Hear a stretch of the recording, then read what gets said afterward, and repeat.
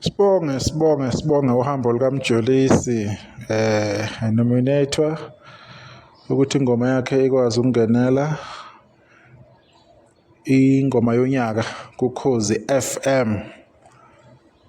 Waphinde kwathi mase kuvotwa wahlala unumber 2 evikini lokuqala kwaze wafika lapha ekuthenini imiphumela iyaphuma namavoti more than 500,000 plus. Lokho kube achievement enkulu kakhulu kuMjolisi ukuthi akwazi ukufika leso sigaba leso. Kodwa bengeke kube lula kuMjolisi ukuthi awine vele bese bembambela inhliziyo sekukhulunywa izinto sekuphume ngabahlaziyi bethi akemukele ukuthi ungenile nje kuphela kwi-achievement khona lokho. Kungavotwa ngey'mali bese kuthiwa yemukela nje ukuthi ungenile entweni kanjani ngoba nawe ulapho uyokhompyutha phela. So lokho nje kube into wrong ukuthi abantu befune igame ingabi fair. Siyazi futhi ukuthi uMjolisi ubesebenze kangaka ungene kwi-top 3 yamavoti amaningi athola umculi kahlahle i-top 4 ngoba yokuqala kwaba uKhuzani 993,000k kwalandela SK kwaba 976k kwaba uKhuzani lapha athola khona 956k kwase kuba uye kuMjolisi ngo more than 500k votes shothi kwi-top 4 kuma all time voters avotile egameni lomculi ku-SABC. So achievement le engasoze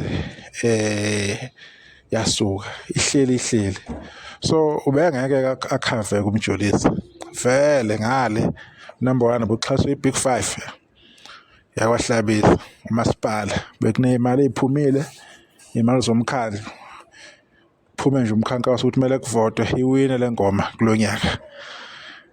Washaya indishi inyanga ukuhlanganisa le mali le ukuthi le ndoda kumele isekelwe ngenkani kumele iwine because sekubonakala inkinga ikuphi sekufanele uxhaso olu extra kumele ke manje ke kuhlanganiswe ke nezigwili zaphuma ke zakwenza lokho. Manje ke beke kube lula kuMjolisi esupportwa nje abantu abageneral beke kulungeke ukuthi ke awine vele kodwa ke usebenzile wenza omkhulu umsebenzi siyambongela ngokuzayo umfana kuyolunga. Akube into enkulu kuye uMjolisi lokhu akube into ezokwenza abhekisa ikhanda phezulu abheke as a big step towards kwi-success ezayo empilweni yakhe emculweni wakhe. Ukungena kwi-top 10 akuyona into encane into enkulu phinde futhi ulalesibili ngamandla abantu abakulandelayo ngaphandle koxhaso lokuthi kumele kuze kuphume umasipala kuhlangana ama-big 5 kuhlangane inyanga eshaya indishi imali yey'gubhu laphana bekuvotwa ngayo wena nje nothando lwabantu into enkulu kabi leyo usebenzekile kakhulu. So qhubeka nje mfana sibonga nokuthi unqobi yazo wathi mayenza i-remix yale ngoma abantu bayisukumela phezulu bayithakasela ukuthi hayi ayenziwe kabusha le ngoma nayenza bayivusa abantu le ngoma bayithanda futhi abantu yabamnandi kakhulu yaba yinhle yabuyela kuma-trending ku-YouTube iphezulu ku-Spotify iphezulu. So akube-ke into ezomqalisa ngegeli phezulu kulonyaka uMjolisi ngokuzayo kuyolunga i-chance yakho iyeza lelo giye ohamba ngalo yilo le right le kahle